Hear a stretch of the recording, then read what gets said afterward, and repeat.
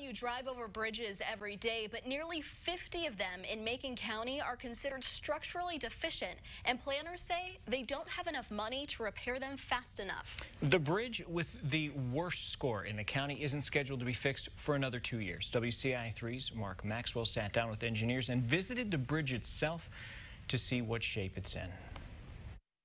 The biggest issue is the difference in how much more weight is expected to go across those bridges and how much more traffic than what they were originally designed to carry.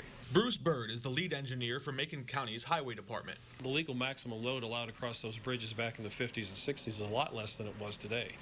So it is quite remarkable if you stop and think about it that the bridges that we've put up that were built to a lower standard are still out there and they're still functioning. Last year, the Federal Highway Administration found 48 Macon County bridges were structurally deficient.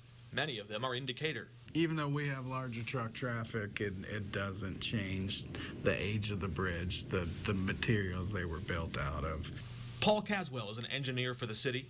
He and the county work together with the Illinois Department of Transportation to set legal load limits, plan repairs, and post warning signs. But what if someone fails to see that warning?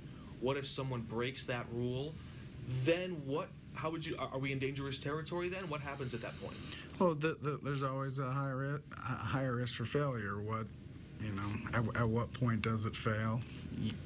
You don't know.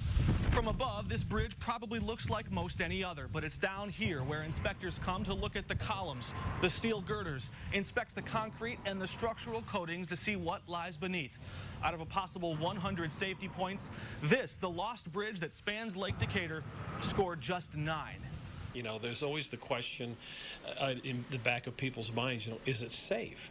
Well, yes, it's safe. If it was unsafe, we'd have it closed. But that calculation is no guarantee when unexpected variables come into play. Usually your disaster doesn't happen on a nice sunny day. There's usually external forces that add in to the problem. If the Minnesota one, I believe there were construction traffic on the bridge at the same time that it collapsed. In Decatur, Mark Maxwell reporting for WCIA3, your local news leader. There's a debate in the race for governor over how to pay for road repairs. Democrat J.B. Pritzker says he's open to the idea of taxing the number of miles people drive instead of the amount of fuel they buy. Governor Rauner opposes that idea and says he would not approve of raising the motor fuel tax. A spokesman at the Illinois Department of Transportation said the governor and IDOT are committed to investing billions in roads and bridges, finding a long-term sustainable solution that maximizes our state's investment in infrastructure and strengthening Illinois' position as the transportation hub of North America.